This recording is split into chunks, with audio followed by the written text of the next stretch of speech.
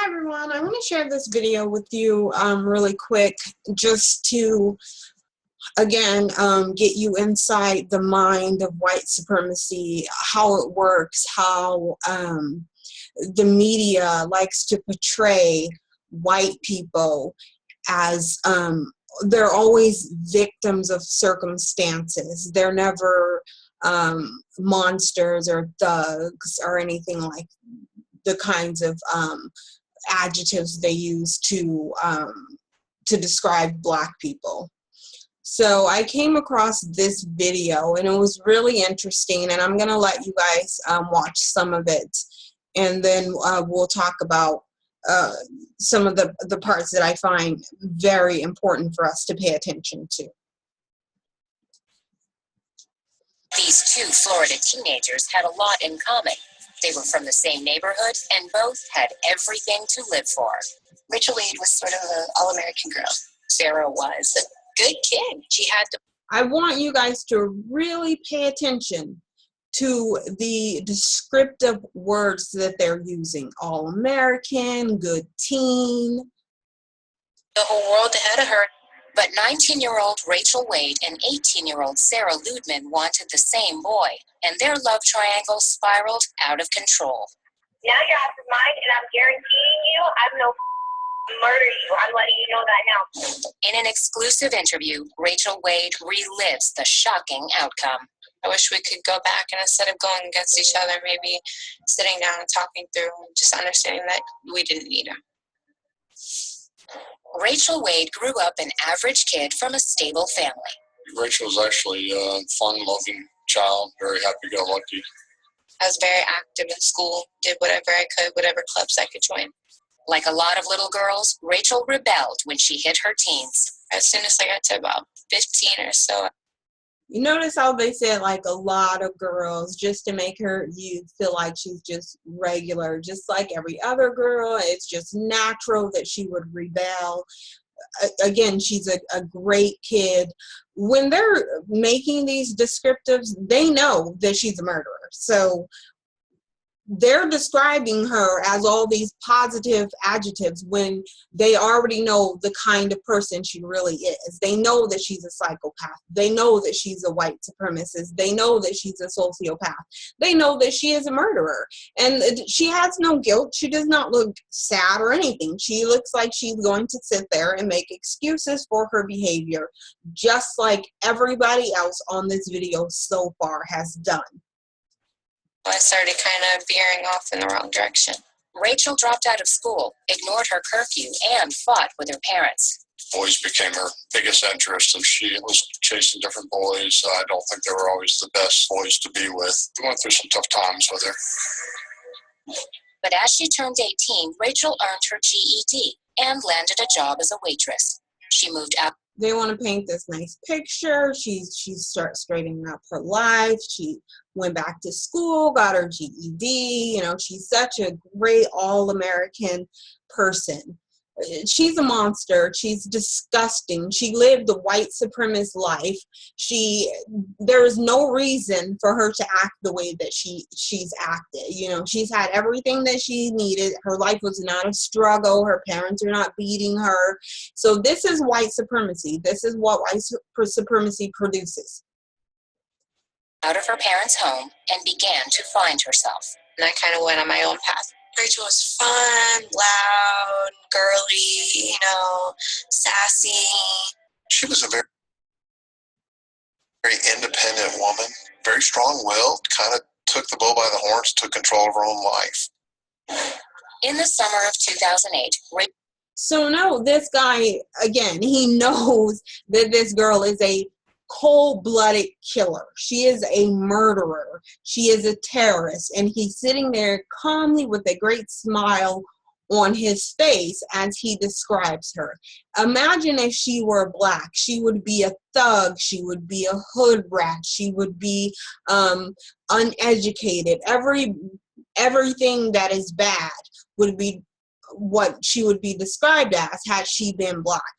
So when I talk about white supremacy, this is it right here. When you can commit murder and still everybody knows that you committed murder and they still describe you in such a positive manner. Rachel ran into a boy she had known since childhood. 19-year-old Josh Camacho was not. Now let's see how they describe him, okay? So let's see the difference between him being a black kid and her being a white kid. She's the murderer, okay? So you would think that he's the murderer. He is not the murderer. He is just a victim of her white supremacy.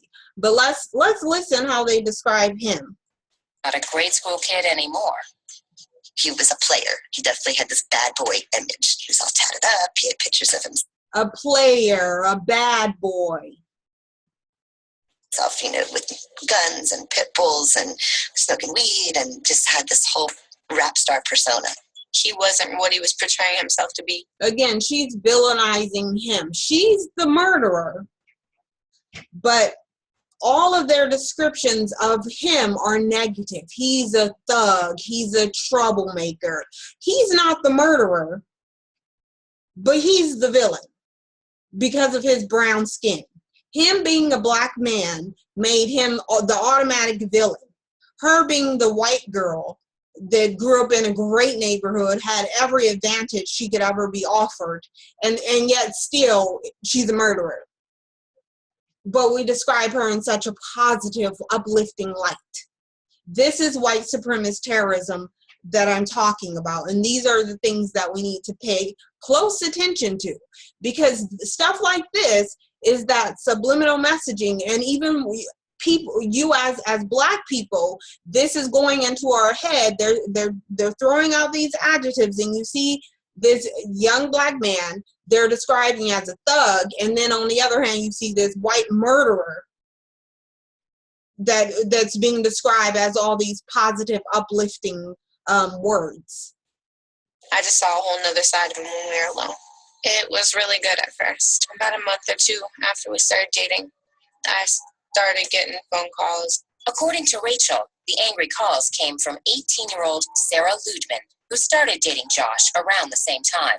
This was her first boyfriend, her first true love. Oh, poor her, another victim white girl. This is her first true love. Let's all start painting this sad feeling in our heart for her. But the guy, because he's black, he's the bad one. Another white girl, another privileged middle class white girl, but he's the victim. He's the criminal. These are the victims. He's the criminal. And she went into it with innocent eyes. In court records, Josh characterized his relationship with both Sarah and Rachel as friends with benefits. But by the summer of 2008, the rivalry between the two girls was heating up. She decided that she was going to come to my job, made me spill some drinks. They followed me and my roommate home and tried to run us off the road. And it kind of just kept getting worse after that night. Again, even her, she can't even accept responsibility for her actions. She is sitting here as the victim. To her, she is a victim. She doesn't feel like she did anything wrong. She doesn't feel like she should be in prison. She doesn't feel any remorse for taking the life of someone else. She just feels like the victim because white supremacy tells her she is a victim.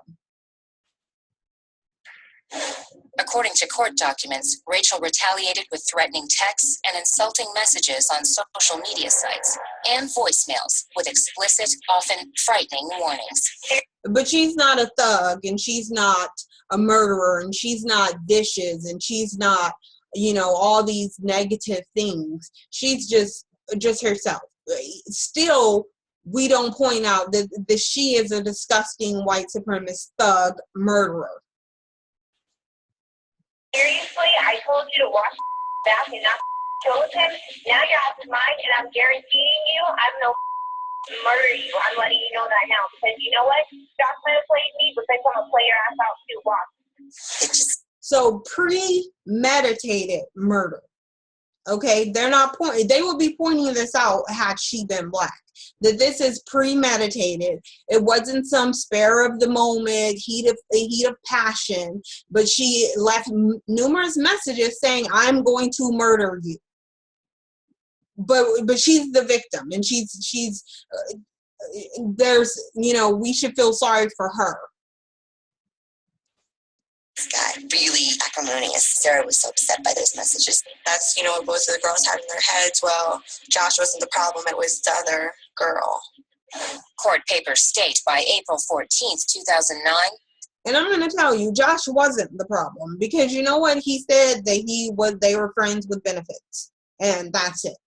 And irregardless to whether she didn't know that, this other girl was dating her man or whatever, that doesn't give her an excuse to commit murder. But they're trying to paint these feelings into your head and into your body to feel sorry for her, for the murderer. She's the victim.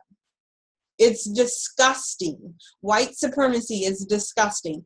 And you know what? It's their downfall too, because this little white girl feels like she should get whatever she wants. She grew up in this middle-class family. She's walking around getting everything that she wants. She's living off her white supremacy. And then, I can't get what I want because another entitled white girl is trying to take what I want. When you have two entitled white girls, this is what you get. The situation hit the boiling point. That morning at school, Sarah had been crying to her friends, and she was completely despondent to the point that her friends were like, "You need to break up with him, you need to dump that guy." Later that evening, Rachel claimed Sarah showed up at her apartment. I heard her outside beeping her horn to let me know that she was out there. I was home alone, so I wanted to leave. On her way to the door, Rachel made a fateful decision. When I went to walk out of my house, I grabbed the knife off the kitchen counter. She made a tragic mistake. She made a tragic mistake. No, she didn't. She committed murder. She premeditated murder. That's what she did. There was no mistake about it. You never hear them making any excuse for anyone that has brown skin, but white supremacy says that this was a mistake for her because she's white, so she's a good person. She just went down, the wrong path. It was temporary insanity or something. This is the disgusting mind of a white supremacist terrorist that feels like she should get what she wants. She's a white girl. She's entitled to whatever she wants, and how dare anybody step in her way. Picking up a steak knife, just a usual kitchen steak knife, and she put it in her purse for protection. Rachel decided to. I love how he looks like just a normal steak knife that everybody has them. Everybody grabs them and puts them in their purse. She left messages telling this girl that she's going to murder her, and yet still they're trying to get you to believe that it was a mistake. She just accidentally grabbed this steak knife. It's not premeditated murder. She didn't call the girl and tell her she's going to kill her. We're too stupid to see this. Go to a friend's house. Sarah met up with Josh. They were watching movies and hanging out at his sister's house, but he kept texting with Rachel. Josh later told police that he actually was telling Rachel to go back to her own house. Meanwhile, it was getting late and Sarah was out past her curfew. Sarah was supposed to be home at 11 o'clock. She was getting ready to go home. Sarah got into her van and planned to drop off Josh's sister and another girl at a local restaurant on her way home. As they drove, Sarah was flagged down by a car going in the opposite direction. The driver was a friend of Sarah's. She said, "Oh my gosh, Rachel is right up the street." In a matter of minutes, things started to explode. Sarah raced up the street. According to court documents, Rachel was sitting on the hood of her car smoking a cigarette when Sarah's van suddenly appeared. She pulled up about 5 feet in front of my car. What they didn't know is that Rachel had a knife. Coming up, you won't believe how this feud came to a bloody end. I grabbed the knife, and she approached me anyways.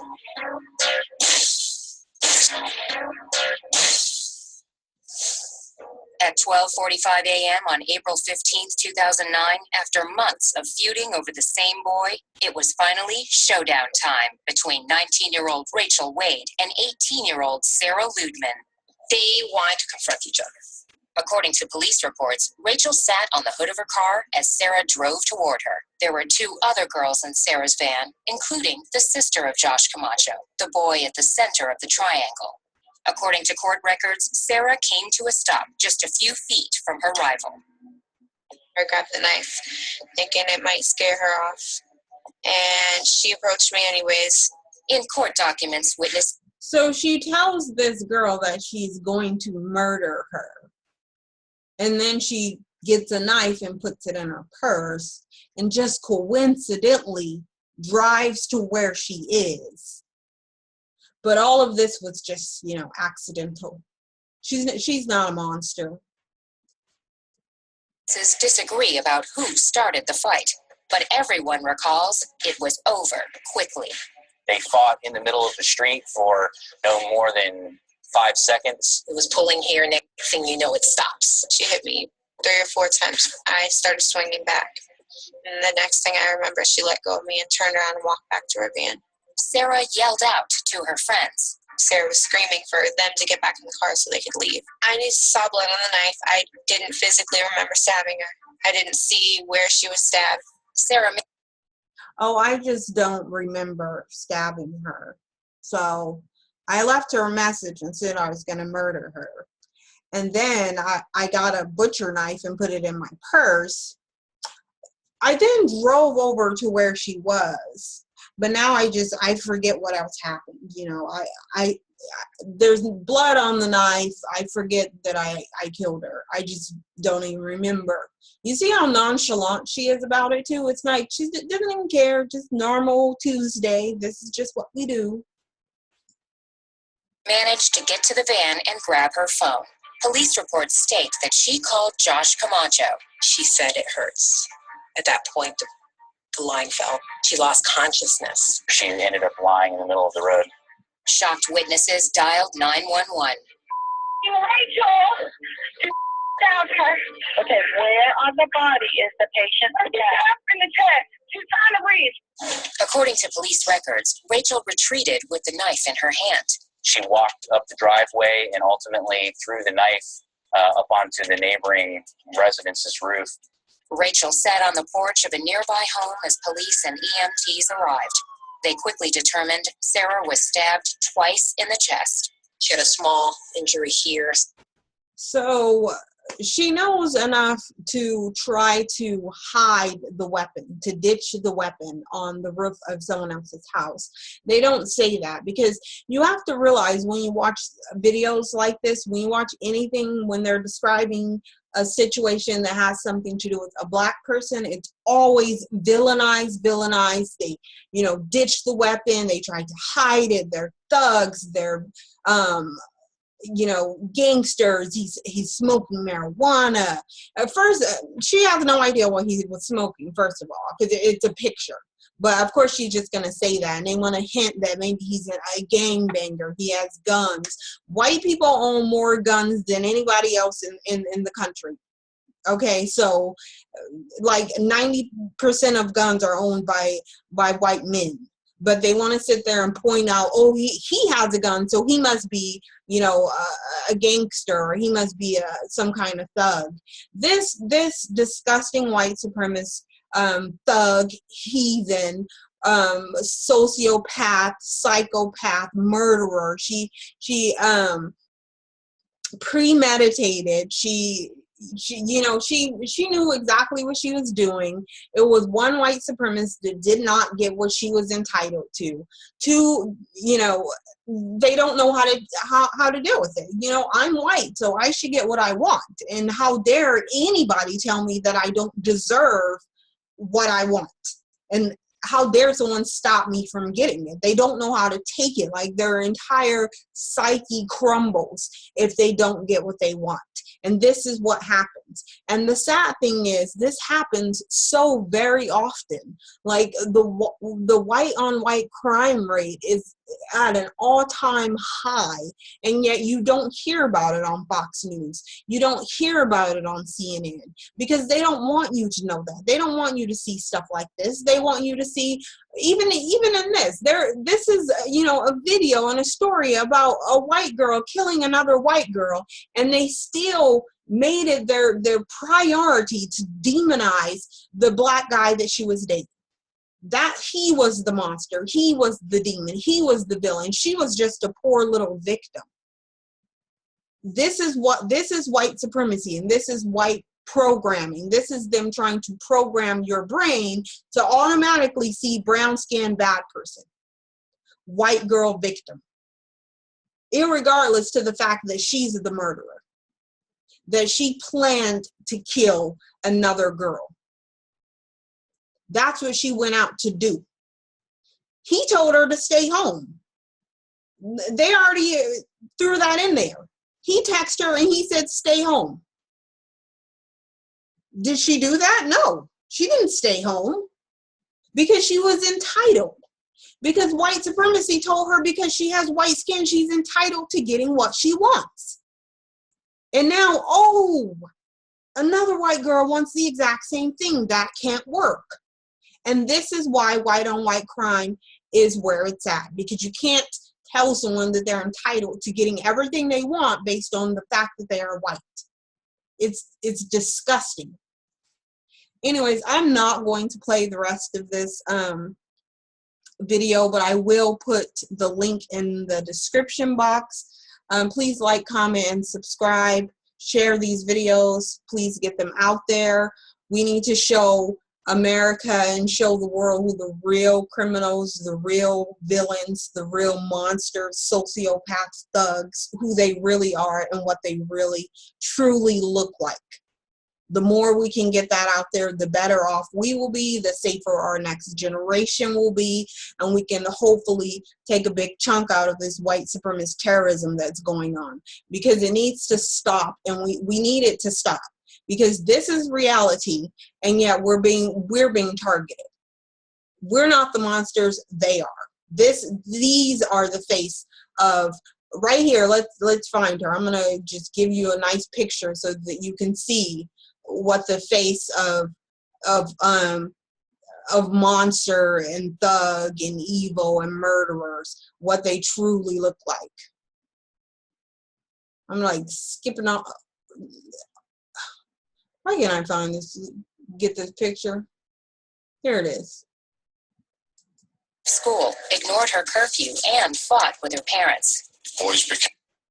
I'm trying to get her so y'all can see.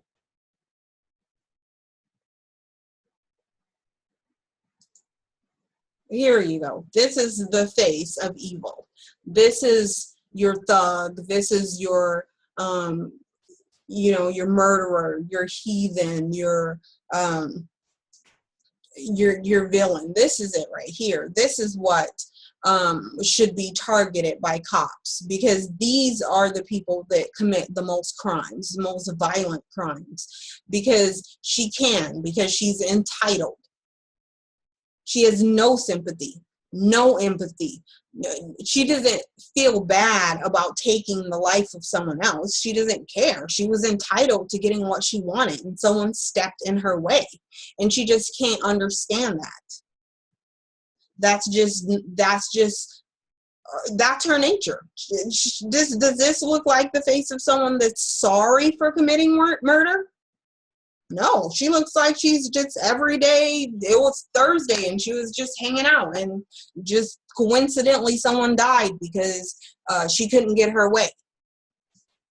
We need to get stuff like this out here. We need to change the face of thugs and criminals, because this right here is what it really looks like. Thank you guys for watching. Please like, comment, subscribe. Bye.